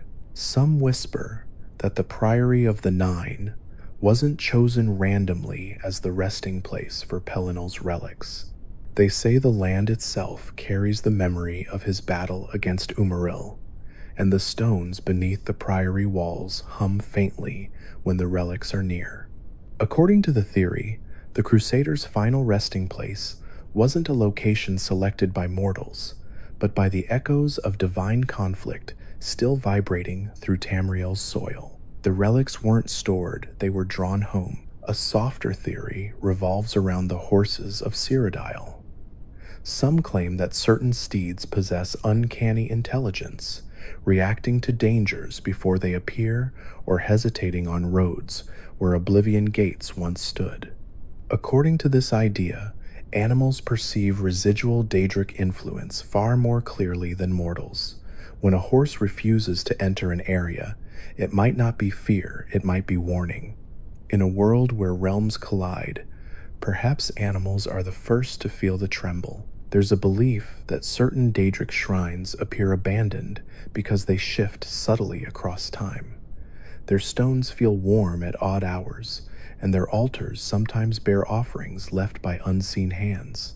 According to the theory, Daedric worshippers who complete certain rituals may cause these shrines to flicker between moments, appearing fully active in one timeline and deserted in another. When you stumble upon a shrine with a fresh candle burning but no acolyte nearby, you may be stepping into a moment borrowed from another thread of reality. Some think the Imperial Legion's armor carries not just protection, but enchantments designed to instill calm and loyalty in soldiers who wear it. Legends say the crests atop the helmets were crafted deliberately to resonate with certain frequencies when wind passes through them. These low, barely audible tones might have kept soldiers focused in battle, reinforcing discipline and quelling fear. In this interpretation, a legionnaire's strength came not just from training, but from the subtle magic woven into their very equipment. Another theory wonders whether the Elder Council chambers were built upon a nexus of powerful ley lines, explaining why political decisions made there often echo across all of Tamriel with uncanny force. According to this belief, the chamber was designed not just for debate, but for amplifying the weight of decisions, binding them to the land itself. When a law passed or a decree was issued, the magic beneath the floor carried that decision like a shockwave, embedding it into the very identity of Cyrodiil. A stranger idea suggests that the dream sleeve, the conduit through which souls are reborn, occasionally leaks. This would explain why some NPCs dream of places they never visited, or speak of events that never occurred in their lifetimes. These dreams might be remnants of past lives brushing against the present, memories drifting loose through the dream sleeve and settling briefly in mortal minds. In this view, reincarnation isn't a straight line, but 100 tangled threads brushing against each other. And finally, there's a gentle theory that the white gold tower's glow at sunrise isn't just light reflecting off stone. Some believe the tower remembers every empire it has seen, and each morning it shines slightly brighter or dimmer, depending on the world's state. When peace is strong, its glow seems warmer. When chaos rises, it looks colder, sharper.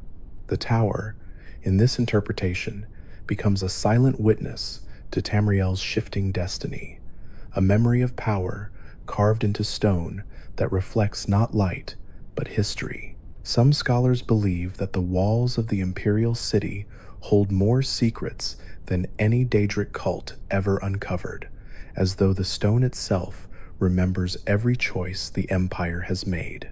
When wanderers walk the market district at night, they often describe a faint humming sound beneath the clattering footsteps of patrols, almost like a distant choir muffled by the centuries. Some theorists imagine this hum isn't just wind passing through the polished arches, but an echo of the Elder Council chamber resonating across the city, a memory of decisions that once shaped continents.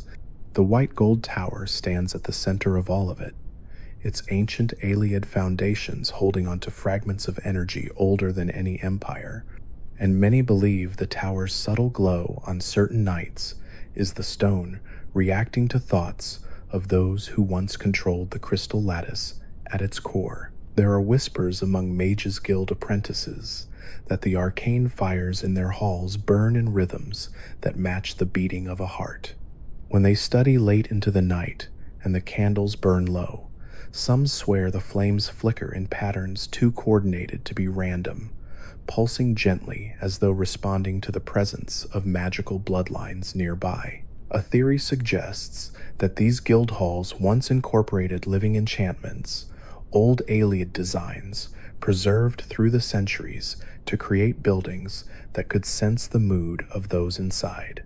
The more focused the mage, the steadier the light becomes, turning spells into a quiet dance between wizard and architecture. It raises questions about whether the guild halls truly shelter mages or if they were constructed as massive learning instruments, subtly adjusting themselves to support the growth of those who pursue magic. In the forests of Cyrodiil, hunters have long spoken of the sensation of being watched by something older than Daedra, but quieter than the divines. Some describe catching glimpses of pale figures drifting between the trees, too tall to be wood elves, too graceful to be lingering Spriggans. The theory that emerges from these sightings suggests that echoes of ancient elven ancestors still linger in the heartland, spirits tied not to the plains of oblivion, but to the deep memories of the forest itself. According to this idea, nature remembers every civilization that ever walked through it, and the strange silhouettes seen at dusk may be impressions of the first elves who shaped the land long before humans built their roads. These figures never interfere, never guide, never threaten, they simply observe, like memories unable to fade completely. In the deepest chambers beneath the imperial prison, certain scholars believe remnants of dragonfire linger long after the amulet of kings shattered. These faint traces of red light, sometimes visible only during thunderstorms, pulse in patterns that mirror the heartbeat of a dragon. Some theorize that this lingering energy is part of a failsafe built by Remand Cyrodiil, a hidden layer of protection designed to keep the dragonfires burning even if the ruling line failed. According to this theory, the emperors were never the true keepers of the dragonfire. The prison's foundations themselves held parts of the covenant, acting as a secondary seal should the true flame ever go out. It adds a haunting weight to the prison's already somber halls, making wanderers wonder if the fires of old still watch over the world in ways the living can't fully understand. There are rumors among adventurers that the great forest shifts subtly at night, as though the entire woodland repositions itself without moving. Travelers claim that paths seem to twist in gentle spirals that lead them somewhere familiar even when they try to explore deeper. The theory suggests that the forest has learned the patterns of those who walk it, bending subtly to guide people towards safety rather than deeper into danger. It's not a deliberate form of magic, but a natural reaction of the land itself, shaped over millennia by the footsteps of thousands. According to this idea, the forest behaves like a guardian whose only power is to redirect wanderers away from the places where shadows grow too thick, silent guardianship disguised as coincidence. Some theorists believe that Sheogorath's influence never fully disappears from Cyrodiil, even after his portals close.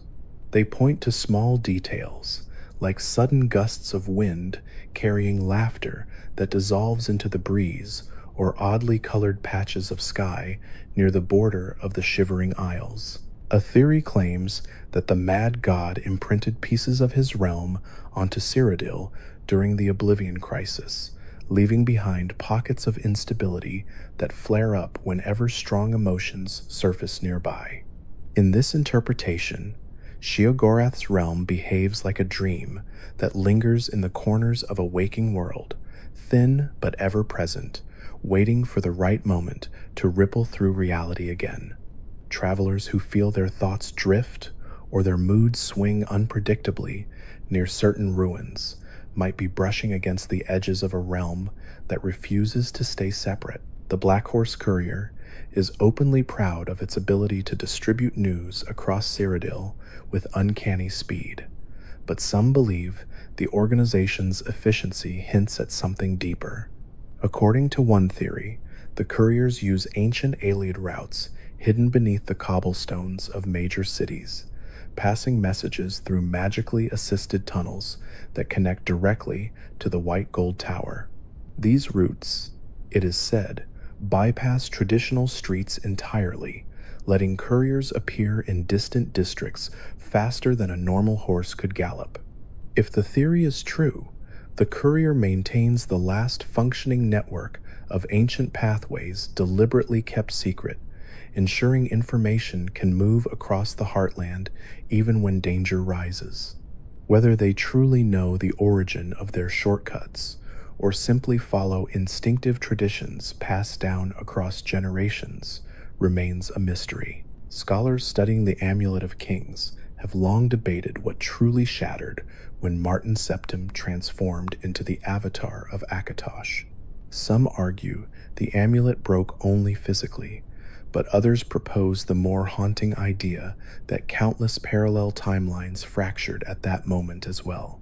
According to this theory, the amulet acted as an anchor not just for the dragonfires, but for the stability of time itself. When it broke, the world split into countless branching possibilities, many of which merged imperfectly with one another.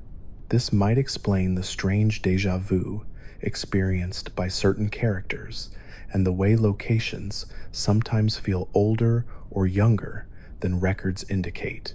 The world became a patchwork of timelines holding each other together after the amulet's final flash of light. In the southern swamps, where Argonian travelers sometimes venture, an old belief persists that the Hist are capable of projecting visions into the dreams of those who pass through their hidden groves. Some believe that certain dreamlike moments in Cyrodiil, those moments where a wanderer feels unusually calm or unusually unsettled, are echoes of these Hist projections, reaching across borders through routes and waterways. The theory imagines the Hist as silent observers who study the fates of all who tread near Black Marsh, nudging them subtly toward paths that benefit the growth of the marsh's ancient consciousness. These dream impressions are said to be the Hist's way of whispering guidance without disturbing the political balance of the Empire. Another theory suggests that the Arcane University was once capable of more than simple spell creation, that its shimmering orrery wasn't just a celestial model, but a partial map of Oblivion's infinite planes. Observers have noted that its golden rings move in irregular cycles whenever storms roll in, turning slowly as if responding to cosmic winds beyond mortal perception. According to this theory, the orrery is tied to the cosmic lattice connecting Mundus to Oblivion. And when the rings shift unpredictably, it means the barrier between realms is thinning. Mages who study these movements often experience flashes of inspiration or dread, depending on the alignment, as though the universe itself briefly touches their minds. The orrery becomes not a tool, but a whispering monument to the boundless mysteries surrounding the stars. There is a belief that remnants of the Oblivion Gates still bleed a faint magical residue into the earth even long after they crumble. Travelers claim that certain areas feel warmer or colder depending on the type of Daedric energy once anchored there. In these burnt and twisted clearings, magic behaves strangely. Arrows fly straighter, spells flicker silver instead of white, and spirits pass more easily between worlds. Some theorists argue that these areas act like lingering fingerprints of the Daedric realms, subtle imprints left behind by portals that tore temporary wounds into the land. Even when the gates vanished, they left behind scars that still pulse faintly with otherworldly memory. And in quiet moments beneath starlit skies, people sometimes speak of hearing faint chimes drifting across the imperial city, too soft to be physical bells. These chimes have no known source, yet they sound like wind brushing against glass.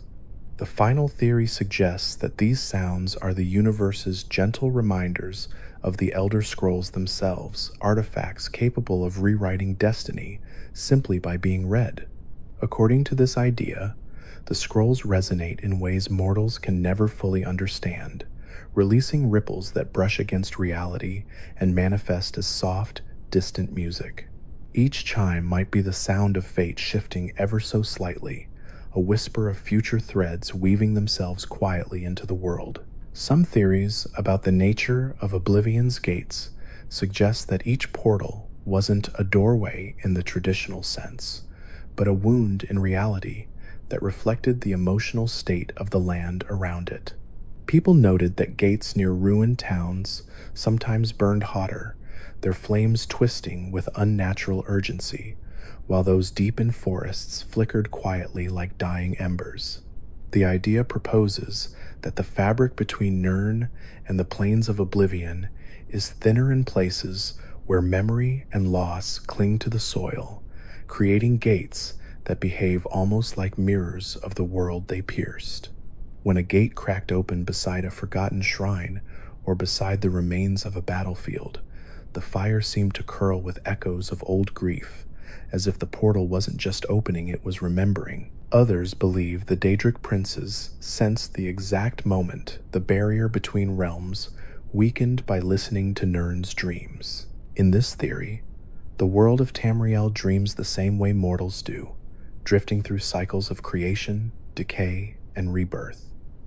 When the land dreams of fear, the princes smell opportunity. When it dreams of heroism, they watch. If Tamriel's dreaming mind flickered during the years surrounding the Oblivion crisis, even for a moment, the princes may have felt the tremor like a cold breeze brushing through an open window. The gates, then, become responses to the world's unconscious thoughts' nightmares given form. There is a theory that the imperial city's white gold tower served not only as a fortress and symbol of authority, but as a tuning fork that kept the cycles of reality aligned. Long ago, Ayleid mages supposedly wove enchantments into the stone that allowed the tower to resonate faintly with the heartbeat of creation. When the gates of Oblivion opened, some believe the tower's vibrations shifted ever so slightly, like a plucked string pulled too tight. During the worst days of the crisis, certain scholars reported feeling subtle tremors beneath their feet, even when no siege engines touched the walls. The idea that the tower itself flinched under the strain of worlds colliding has led many to wonder whether its ancient enchantments still echo with scars invisible to mortal eyes. The Daedric artifacts scattered across Cyrodiil seem oddly aware of the people who seek them, and many theorists think this is no coincidence. They suggest that the artifacts carry whispers of their prince's awareness, like small silenced voices tucked within the metal and stone. When a person picks up an artifact, even briefly, their dreams sometimes twist, shifting into visions that seem not their own. Some have claimed that the artifacts choose their bearers the same way books choose their readers, quietly, subtly, nudging fate in the right direction. Whether this influence is benevolent or manipulative depends entirely on the prince whose gift you carry. The shimmering blue light that appears around Oblivion gates just before they collapse has inspired its own theory. Some believe it isn't a magical residue, but a glimpse of the liminal void, the space between spaces where the laws of Aetherius and Oblivion blur. In this theory, the blue light is not closing but healing, stitching reality back together thread by thread. When the final gate sealed, some scholars swear that the sky itself inhaled, filling its lungs for the first time after years of strain. That light becomes the world's final exhale, a sigh of relief from a realm that survived something it wasn't built to endure. There are wanderers who swear that some forests in Cyrodiil changed subtly during the Oblivion crisis. Trees that once leaned east now bend west. Shadows fall at slightly altered angles. Birds avoid certain clearings for reasons no one understands. A popular theory suggests that when so many gates opened at once, the geography of Tamriel shifted in tiny, almost imperceptible ways. Reality stretched by Daedric intrusion, then snapped back, not perfectly aligned. These small distortions may explain why some roads feel longer or shorter than they used to, or why memories of familiar places seem hazier now than before the crisis began. One theory proposes that the champion of Cyrodiil's connection to Sheogorath was seeded far earlier than the events of the Shivering Isles, perhaps hidden in dreams or subtle influences, long before the hero ever crossed the threshold into madness. Some believe the mantle of a Daedric prince searches for its successor over years, even decades, brushing gently against possible candidates, like a breeze testing the strength of a flame. If this is true, then the champion may have walked their entire life with faint ripples of chaos, trailing behind them unnoticed signs of a fate waiting patiently to unfold. Mystics and lore masters have always debated why Mehrunes Dagon chose Cyrodiil as the heart of his invasion. One theory whispers that the Prince of Destruction sensed a dormant power beneath the imperial city, something older than the Empire, older than the Aelids, older perhaps than the very stones of Tamriel. If a source of primordial creation lay buried beneath White Gold Tower, then conquering Cyrodiil might have granted Dagon control over the foundation of reality itself. Scholars who believe this theory point to the unnatural intensity of the final battle, where the air itself felt like it might shatter under the pressure of clashing divinities. Another theory suggests that the Oblivion Gates weren't meant to overpower the mortal world through brute force, but to weaken its spiritual boundaries through repetition. Every gate that opened thinned the veil between realms, allowing Daedric influence to seep into the hearts of mortals. People who lived near gates reported nightmares, intrusive thoughts, and strange emotional shifts during the crisis. In this theory, the invasion wasn't simply physical, it was psychological, a subtle rewriting of the world's emotional landscape that left scars only mystics can still sense centuries later. There are whispers that the Elder Scrolls themselves reacted with fear during the Oblivion crisis. Those who read the scrolls at the Arcane University noted that their visions became fragmented, slipping into chaotic loops or repeating certain symbols with growing urgency. Some believe the scrolls foresaw their own irrelevance if Mehrunes Dagon had succeeded, because a world dominated by oblivion would follow no prophecies, no scripts, no written destinies. The scrolls, in this theory, trembled not from the strain of knowledge, but from the existential dread of being rewritten by chaos. According to another gentle but haunting idea, the Eyelid ruins scattered across Cyrodiil glowed faintly during the darkest nights of the crisis. Travelers spoke of marble stones reflecting moonlight in ways the ruins never had before, shining in silver pulses like lanterns guiding lost souls. Some theorists believe these ruins responded instinctively to the threat of oblivion, their ancient enchantments flaring with the last vestiges of a long-dead people who once fought their own wars against Daedric forces. Whether this glow was real or imagined, the idea remains that some places remember their purpose long after their creators fade into history. There are those who believe that Martin Septim's transformation was not purely an act of divine intervention, but a moment where mortal will and myth intertwined perfectly. They suggest that Martin didn't become Akatosh so much as he became the story the world needed, a mortal absorbing the shape of a legend to hold reality together. In this theory, the dragonfires were not reignited, they were rewritten, reshaped into a narrative so powerful that even Mehrunes Dagon had to obey it. A final theory for this part imagines that after the crisis ended, a quiet residue of oblivion remained in Cyrodiil, lingering in shadows and hidden corners like faint breath left behind in cold air. People walking the night roads sometimes felt watched, though no creature stirred. Strange red flickers appeared in the distance, only to fade again.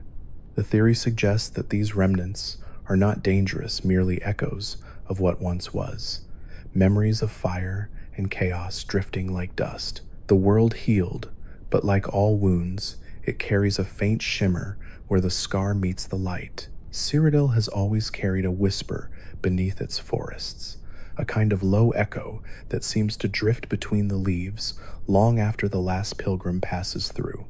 Some wanderers believe this subtle hum comes from the white gold tower itself, an ancient pulse that beats out into the province like a heartbeat carried by wind and memory. According to one gentle theory, the tower has been alive since the first stones were placed, built atop a convergence of forces so old that even the Aelids only understood fragments of its purpose. They imagined the tower as a pillar holding up the sky, but others have always wondered whether it also anchors something far deeper, reaching down into the roots of the world like a great silver spine. The steady glow that lingers around the tower at night feels almost like the flicker of a living presence, quietly watching the world it was born to protect. Some scholars whisper that the imperial city's layout forms an enormous sigil when viewed from above, a pattern that channels magicka subtly across streets and districts. Under this theory, the circular walls, the spokes of the main avenues, and even the placement of its markets are part of a forgotten ritual meant to keep oblivion itself at bay. The city becomes not just a capital, but a magical diagram drawn across the landscape, its geometry repeating ancient shapes meant to reinforce the bonds between Mundus and the void beyond.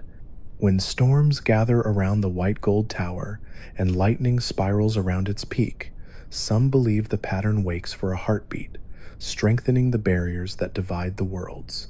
Those who live inside its walls often feel an unexplained sense of safety, as if the land itself is holding its breath around them. There are quiet rumors about the forests around Chorol, especially the oldest groves where the shadows seem to drift on their own.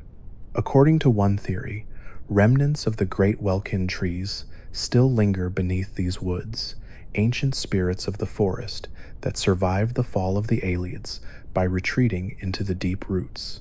These spirits, once worshipped as living fonts of magicka, might be the reason the air around Chorol feels warmer and softer than the rest of Cyrodiil.